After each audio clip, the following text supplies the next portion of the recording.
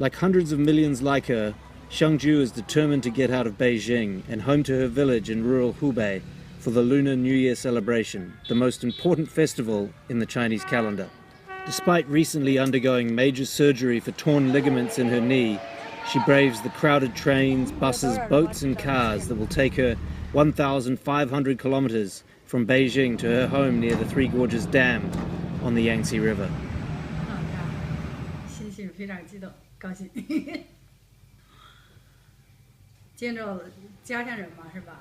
一张非常亲切的感觉。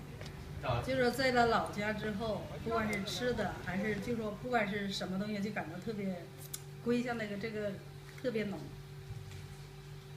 包括吃饭也吃得香。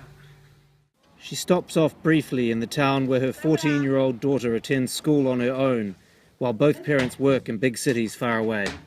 Then she observes tradition and goes to visit the village where she was born, and where her elderly aunt is the only close family member left.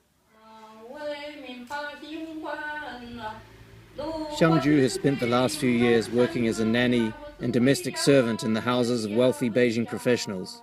But her ultimate dream is to return to this peaceful village, away from the smog, expense and discrimination of the Chinese capital.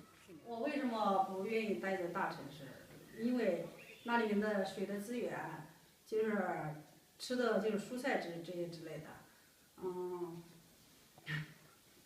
空气也没这边好，真的，就是说，因为像老家的话，这边不管是空气也好，水也好，都特别，水特别清澈，这可以说是泉水。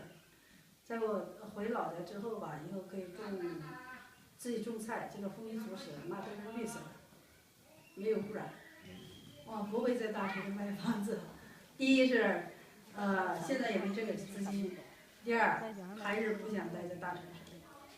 Underscoring her connection to this picturesque spot on the banks of the Yangtze, the name of the village is Xiangjiawan, or Xiang Family Bay, and most of the 200 or so people who live here share the surname Xiang.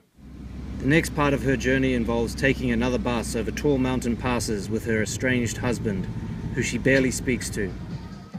Eventually they arrive at her brother's stewed meat shop, where her mother, nephew, sister-in-law and 2 daughters are waiting for her to celebrate the Chinese New Year. The festival itself is a whirlwind of eating, drinking, fireworks, and eventually settling in on a cold evening to watch the televised Spring Festival Gala, a propaganda-style pageant of saccharine, patriotic songs and tame comedy routines that is watched by most of China.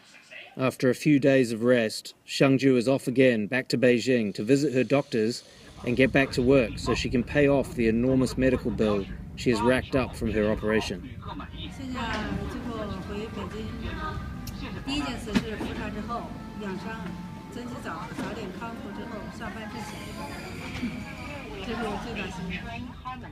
The journey back to Beijing amidst the heaving throngs is just as fraught and stressful as her earlier trip. But this one is made harder because she knows it'll probably be another year before she sees her children or her aging mother again.